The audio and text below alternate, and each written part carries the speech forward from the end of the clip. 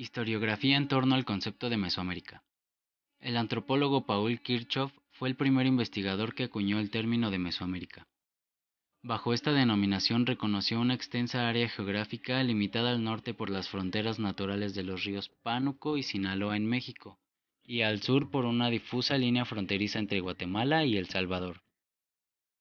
Desde el momento en el que se consolida la agricultura como medio de subsistencia fundamental en esta zona hasta la llegada de los primeros europeos entre 1512 y 1519, las diferentes culturas que se desarrollaron en Mesoamérica compartieron diversas características comunes. Según Paul Kirchhoff, estas se pueden sintetizar en un excelente manejo de los recursos agrícolas, mediante diversas técnicas intensivas que posibilitaron la aparición de un excedente productivo, el uso de un instrumental agrario común, la importancia de las diferentes formas procesadas de maíz en la dieta prehispánica, vida sedentaria, patrón de asentamiento en vastos centros urbanos, alta especialización artesanal, importancia del mercado y del comercio local y a larga distancia, la edificación de grandes complejos rituales en los cuales las pirámides escalonadas eran las que lograban sobresalir, una compleja cosmovisión e ideología, importancia del sacrificio humano y del llamado juego de pelota, y ciertos logros intelectuales de los cuales la escritura, la astronomía y el calendario son los más importantes. Periodización cronológica de Mesoamérica. Consiste en 3 etapas: formativo u horizonte preclásico, horizonte clásico y horizonte posclásico. El primero, formativo u horizonte preclásico, abarca del año 1500 a.C. al año 100 después de Cristo y consiste en el paso de una vida centrada en la aldea hacia la condensación de la población en centros ceremoniales, que es el rasgo diagnóstico que define a las sociedades del formativo en Mesoamérica. Tal fenómeno se relaciona con ciertos procesos de especialización económica y con el fortalecimiento de unas élites que cimentan su autoridad y poder en el control de las relaciones sociales mediante el parentesco, los sistemas de producción y distribución de bienes y un carisma personal fraguado en la ideología y la fuerza armada. Posiblemente la cultura más representativa del horizonte formativo en Mesoamérica sea la olmeca, que abarcó del 1200 al 500 a.C., localizada en las selvas tropicales de los actuales estados de Veracruz y Tabasco. La cultura olmeca excelió en la planificación de centros ceremoniales como San Lorenzo o La Venta y en la elaboración de una notable escultura de medianas y grandes dimensiones. Su presencia se dejó notar en las culturas del México Central, Guerrero, Oaxaca o el área maya. Durante los años previos al inicio de la era cristiana, los olmecas desaparecieron. Su legado cultural perduró en muchas de las culturas mesoamericanas de finales del horizonte preclásico, tales como Cuicuilco del Valle de México, Monte Albán en Oaxaca y el Mirador Izabal.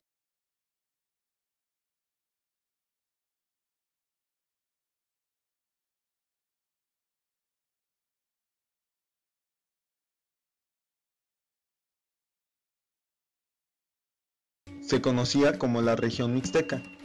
Aquí era caracterizada por tener montañas altas y valles estrechos con pequeños arroyos, aunque también se le dividía en 3 zonas: la Mixteca Baja, que era la zona noroeste del estado de Oaxaca; la Mixteca Alta, que era el noroeste del estado de Guerrero; y la Mixteca de la Costa, que corresponde a la Costa Chica, que se divide entre los estados de Oaxaca y Guerrero.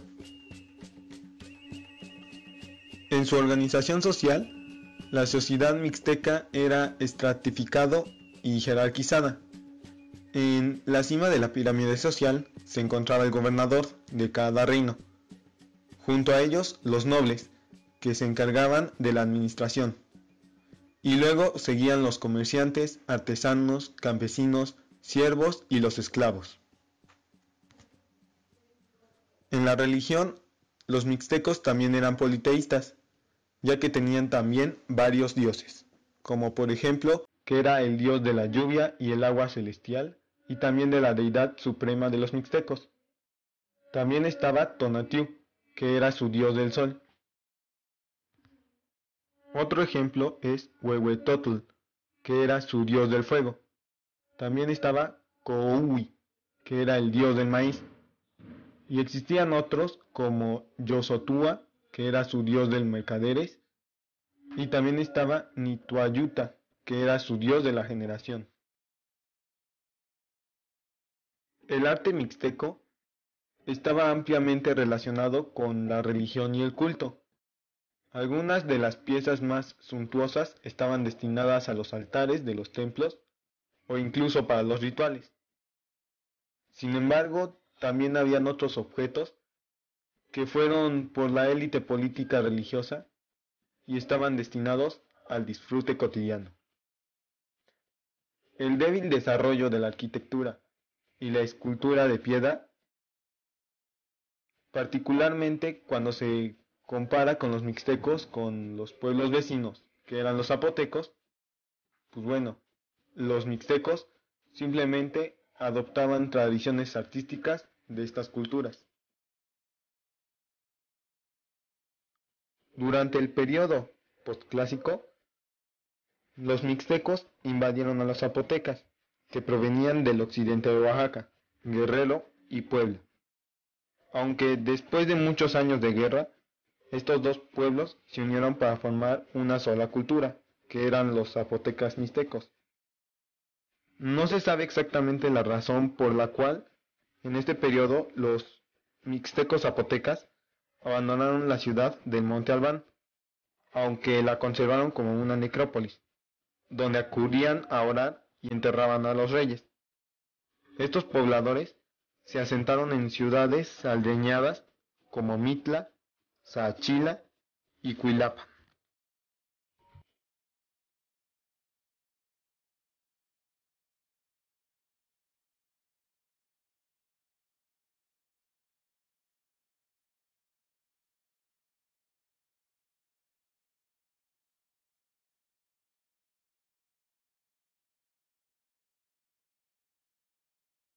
La civilización maya es uno de los más originales y ricos pueblos antiguos. Constituye un grupo de etnias variadas comunes entre ciertos rasgos y diversas lenguas, costumbres y realidad histórica.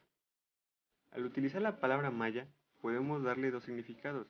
El primero, el de una civilización que progresó a partir del siglo IV a.C., tuvo su decadencia en el siglo VII después de Cristo.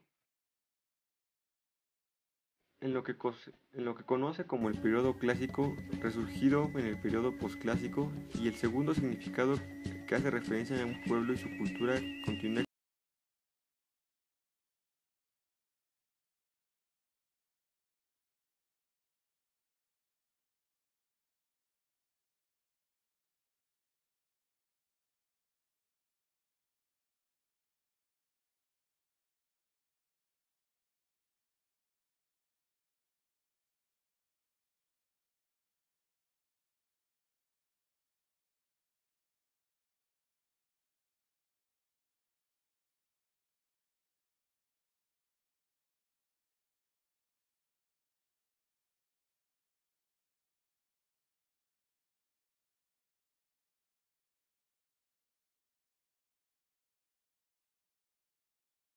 El arte, arquitectura y conocimientos astrológicos de este nuevo mundo eran tan buenos como los suyos.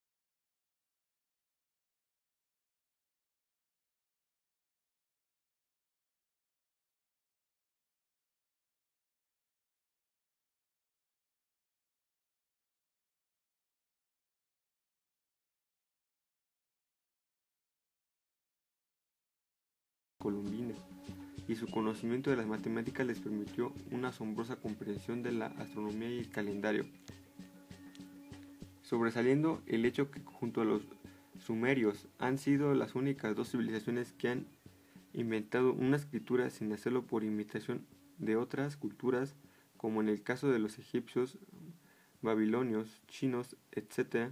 Parece increíble pensar que estas culturas no contaban con ninguno de los avances tecnológicos que usaban hoy en día, como por ejemplo el telescopio.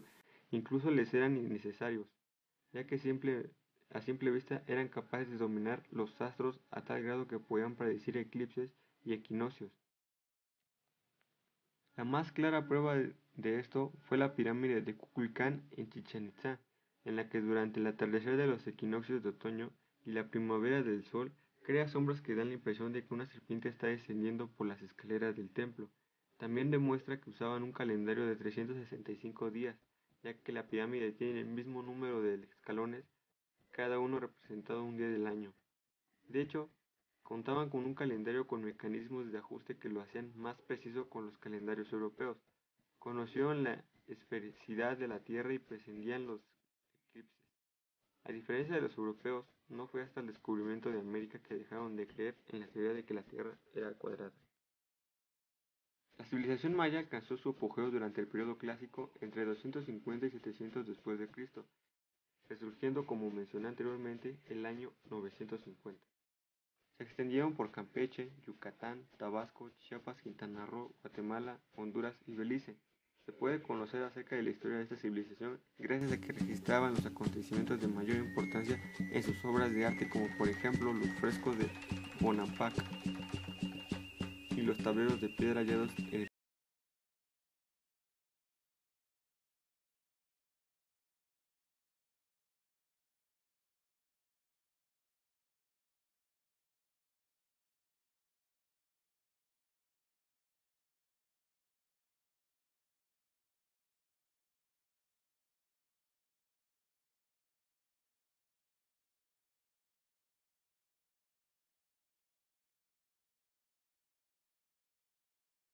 Por alguna razón o sucesión de aún desconocidas, la civilización se vino abajo y naturales abandonaron sus ciudades.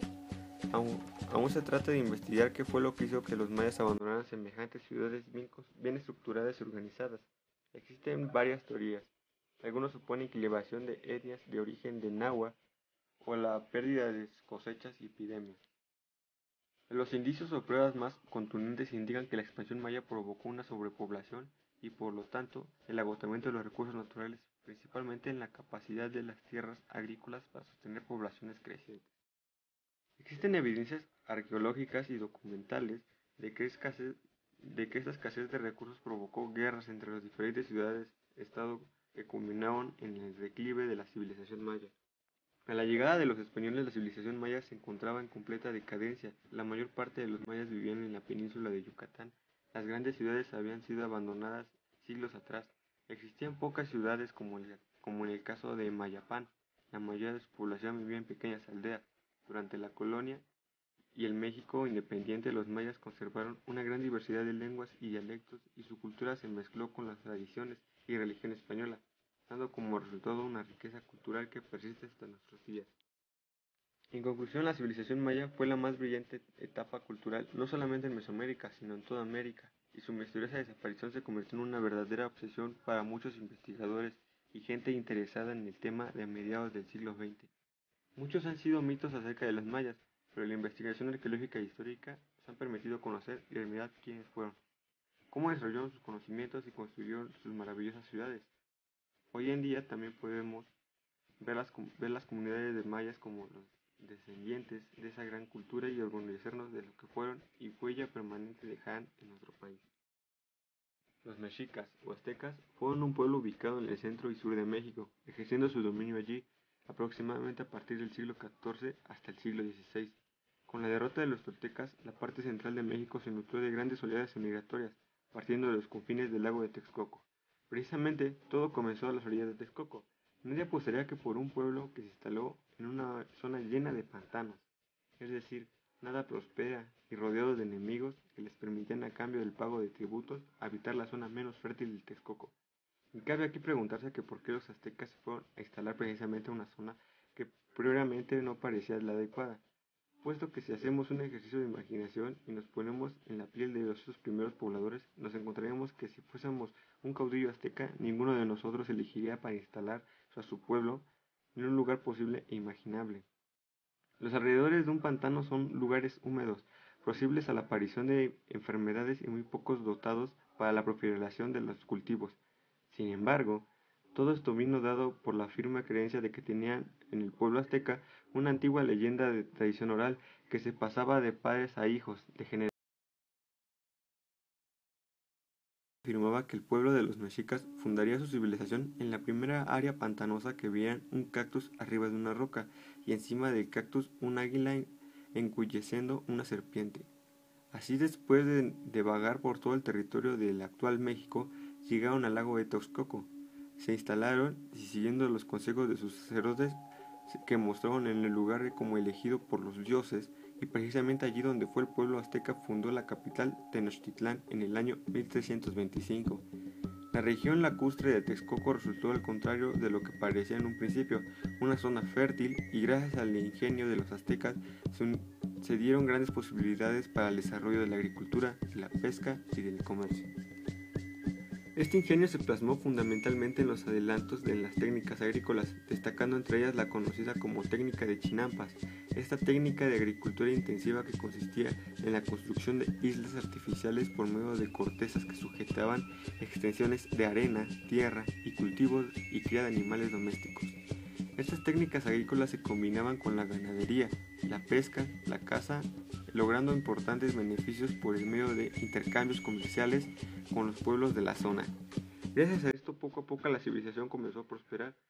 Se asentaron a las orillas del lago, se construyeron islas artificiales para sostener cultivos, que construyeron calzadas, puentes y acueductos, así como un complejo sistema de canales para el traslado y comercialización de sus productos por todo el territorio. Con esa estructura compleja y evolucionada en su administración y su política, que recuerda en gran medida la Edad Media feudal europea, la sociedad mexica fue creciendo gracias a las altas cotas de organización, alcanzando a ser en poco más de 2 siglos uno de los imperios más poderosos de la historia de México.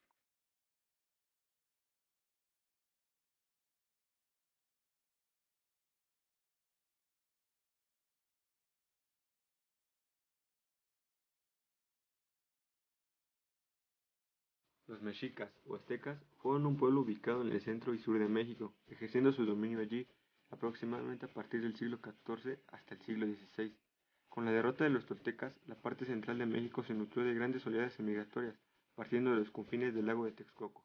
Precisamente, todo comenzó a las orillas de Texcoco. Nadie apostaría que por un pueblo que se instaló en una zona llena de pantanos, es decir, nada prospera y rodeados de enemigos que les permitían, a cambio del pago de tributos, habitar la zona menos fértil del Texcoco. Y cabe aquí preguntarse que por qué los aztecas se fueron a instalar precisamente en una zona que previamente no parecía la adecuada, puesto que si hacemos un ejercicio de imaginación y nos ponemos en la piel de esos primeros pobladores, nos encontraríamos que si fuésemos un caudillo azteca, ninguno de nosotros elegiría para instalar a su pueblo en un lugar posible e imaginable. Los alrededores de un pantano son lugares húmedos, proclives a la aparición de enfermedades y muy pocos dotados para la proliferación de los cultivos.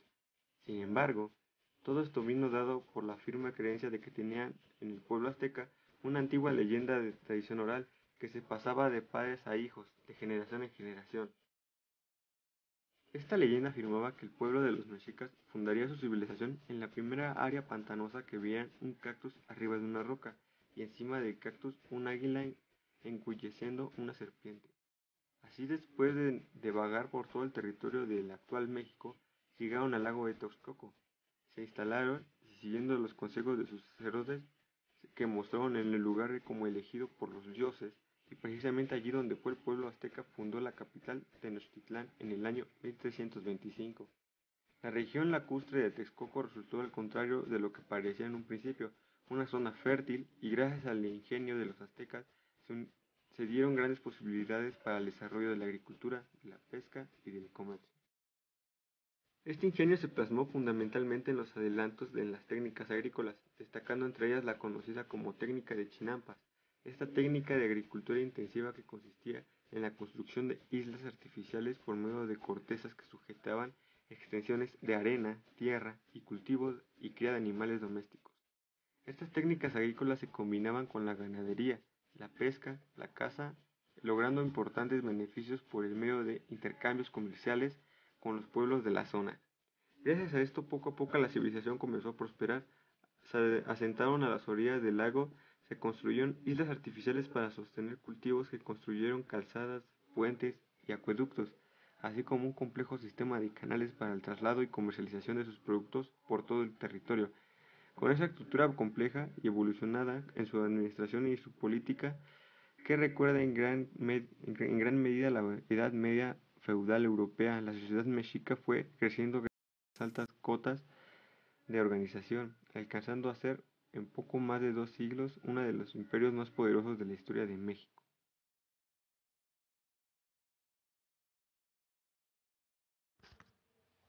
Cultura zapoteca.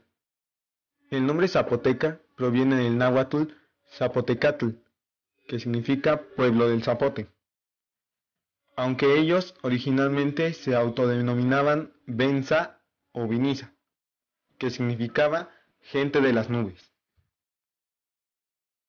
En cuanto a la religión, ellos eran politeístas. Esto quiere decir que tenían varios dioses en los cuales creían. Su dios principal se llamaba Xipe, aunque lo conocían por 3 nombres. Totec, que era su dios mayor, el que los regía; Xipe, que es el dios que lo creó todo; y Tlatlahuaqui, que era su dios del sol. Y existían otros dioses, como Pitau Cosijo, que era su dios del trueno, o si no, Pitau Cosobi, que era su dios del maíz tierno.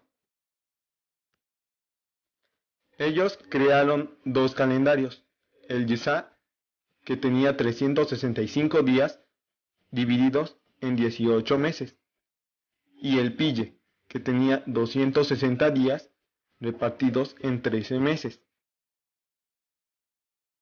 En cuanto al desarrollo, se cree que algunos pueblos olmecas emigraron y se establecieron en la zona fértil del Valle de Oaxaca, dando origen a la cultura zapoteca.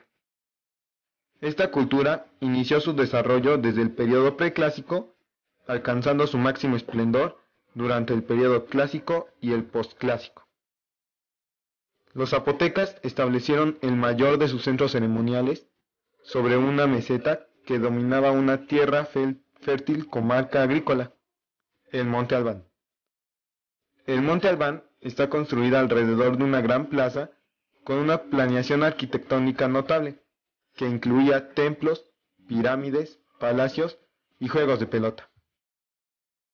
Una característica que distinguía al Monte Albán del resto de las ciudades mesoamericanas era la gran cantidad de tumbas lujosas que estaban decoradas con bellas urnas, pinturas o murales.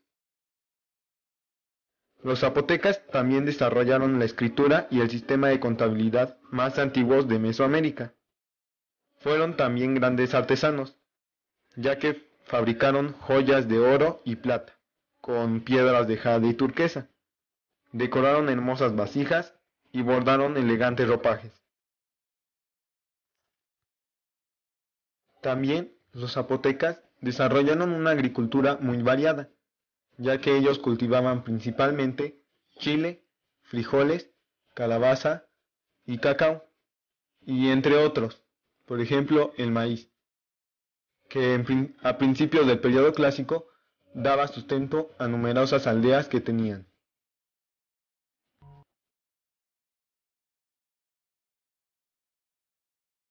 Cultura tolteca. La palabra tolteca viene del origen náhuatl y era pronunciada tolteca, que significaba morador de Tula, es decir, que venía de la ciudad de Tula. Los toltecas fueron un pueblo nómada que también habían incluido a los antepasados de los chichimecas. Ellos conquistaron la ciudad de Teotihuacán aproximadamente en el año 750 después de Cristo, y ahí fue donde establecieron su cultura. Ellos se establecieron en la meseta central, que abarcaba la zona de Tlaxcala, Hidalgo, el Estado de México, Morelos y Puebla. Su capital, Toyanchicocotitlan, iba a ser conquistada por los chichimecas en el año 1168 después de Cristo. En la organización social se dividían en dos clases, el grupo privilegiado y la clase servil. Los privilegiados estaban integrados por los jerarcas, militares, funcionarios, los gobernantes y los sacerdotes. La clase servil estaba integrada por los trabajadores agrícolas y artesanos, que eran los albañiles, alfareros, carpinteros, pintores, tejedores, entre otros. En su arte, plasmados en estatuas y relieves, estaban representando a sus dioses y a personajes muy importantes que ganaron en guerras. Ellos los interpretaban en esculturas de piedra, murales o de cerámica. Un ejemplo de su arte son los atlantes, o si no, el Chacmool. Realizaron una importante obra arquitectónica revolucionando las ideas mesoamericanas relativas al manejo del espacio, ya que mediante la combinación de series de columnas y de techumbres ligeras, lograron que los recintos adquirieran dimensiones majestuosas. Alrededor del año 1100 después de Cristo, Tula fue invadida y destruida por grupos que, según se cree, provenían de la Cuenca de México. Sin embargo, la región nunca quedó deshabitada, ya que los mixtecas o aztecas se ostentaban como los herederos de la cultura tolteca.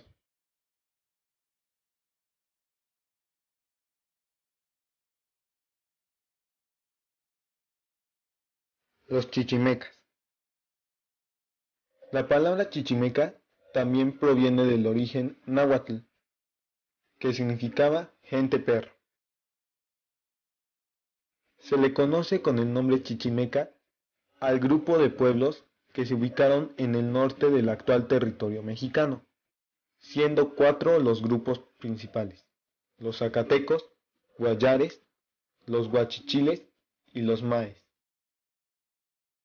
Debido a su estilo de vida nómada, no desarrollaron una gran cultura, además de no tener una limitación de territorio determinada, se hacían muchos conflictos bélicos.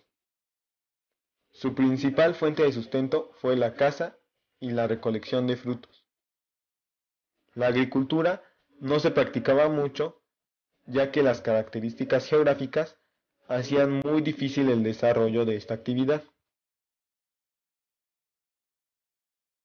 Los grupos principales chichimecas eran Caxcane, que constituían el grupo más numeroso, y bueno, cuando se volvieron de sedentarios, mantuvieron contactos con tarascos y otomíes. Los guachichiles. Su nombre significaba cabeza roja, y se debía a que ellos tenían la costumbre de pintarse el cuerpo y la cabeza de color rojo. Estos eran muy bélicos. Dentro de sus costumbres se practicaba el canibalismo, la cual se hacía especialmente en tiempos de guerra y se alimentaban con los prisioneros capturados. Los guamares se localizaban en Guanajuato, aunque en algunas ocasiones llegaban hasta Aguascalientes. Estos eran hábiles guerreros. Los pames eran los menos bélicos y se ubicaron en las cercanías de Querétaro. Realizaban ofrendas, ceremonias relacionadas con la agricultura y adoraban a los ídolos. Tecuexes se localizaban al este de Guadalajara y un grupo de ellos se convirtieron en sedentarios, ya que en la región existían ríos. Ellos cultivaron maíz, frijoles y calabazas, y llegaron a producir algunas artesanías, pero no de mucha calidad.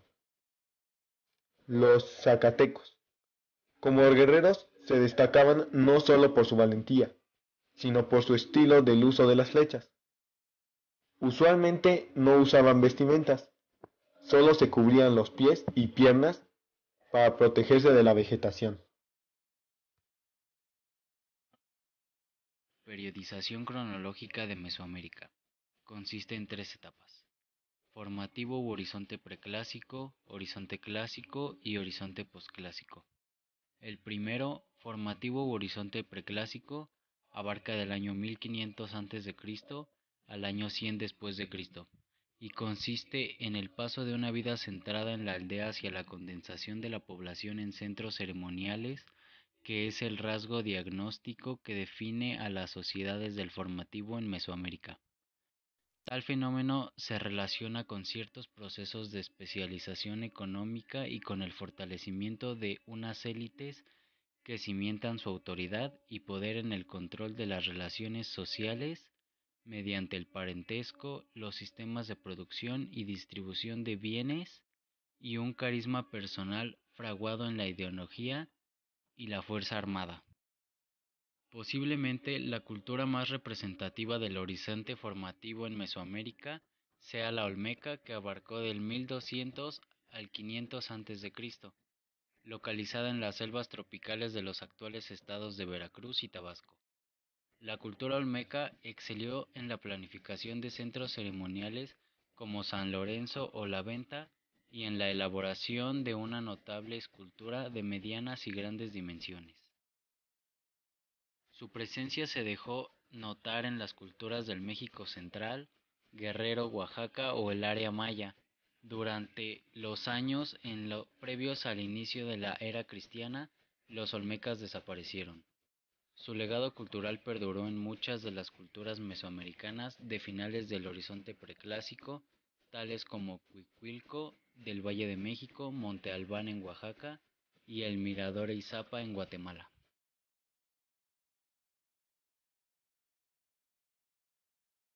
Los olmecas se desarrollaron entre los años 1200 a.C. hasta el año 400 a.C. Habitaban en las tierras centro-sur de México en el periodo preclásico en Veracruz y Tabasco. Esta cultura tuvo una amplia influencia en su arte, ya que también se encuentran en El Salvador, territorio de la civilización olmeca. Esta se caracterizó por las llanuras aluviales y discretas de las colinas bajas con volcanes. Las montañas de Tuxtla se encuentran al norte, en donde ellos hicieron sus templos complejos. La civilización olmeca se constituyó en tres centros ceremoniales: San Lorenzo, Tenochtitlán, La Venta y Tres Zapotes, pero también realizaban actos ceremoniales en la Laguna de los Cerros y La Mojarra. Civilización olmeca emergió en los años de 1200 a 200 a.C. Fue la primera en desarrollar un sistema en la escritura jeroglífica para su lenguaje. Los olmecas también son iniciadores del juego de pelota. Etimología del término olmeca: significa gente del país del hule, o sea, la goma, porque se extraía látex de los árboles, castilla elástica, un tipo de caucho. Historia de los olmecas, que se divide en periodos. La cultura de San Lorenzo Tenochtitlán. En 1200 a 900 a.C., de allí empezó a surgir esta civilización, tal vez por la ayuda de las zonas aluviales que ayudaban a la producción del maíz.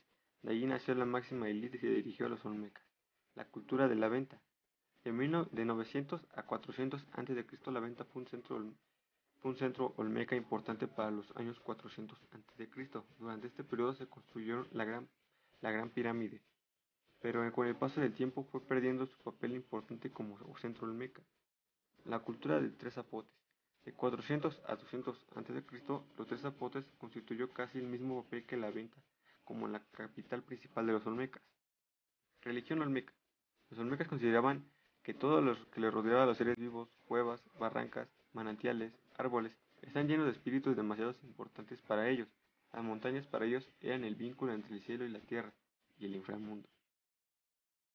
Innovaciones notables de la cultura olmeca. El juego de pelota con fines religiosos, sacrificios humanos. 2. Escritura y epigrafía. 3. La invención del cero y el calendario mesoamericano. Escritura de la cultura olmeca, conocida como el bloque del Cascajal, que muestra un conjunto de 62 símbolos y 28 de los cuales son únicos, grabados en un bloque de serpentina que se consideró que este sería el descubrimiento más antiguo de la escritura precolombina. Arte olmeca. Las principales formas artísticas que han sobrevivido han sido las obras líticas y pequeñas obras de piedra preciosas. Este arte tenía relación con la anatomía humana, donde incluye bocas caídas y ojos mongolocos. También representaban animales como peces animales, y los más reconocidos de esta cultura son las cabezas colosales olmecas.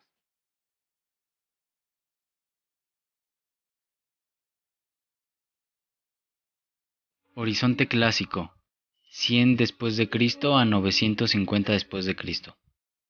Durante el Horizonte clásico se formó un tipo de sociedad altamente compleja y estratificada, cuyo foco de desarrollo fueron las primeras ciudades de Mesoamérica.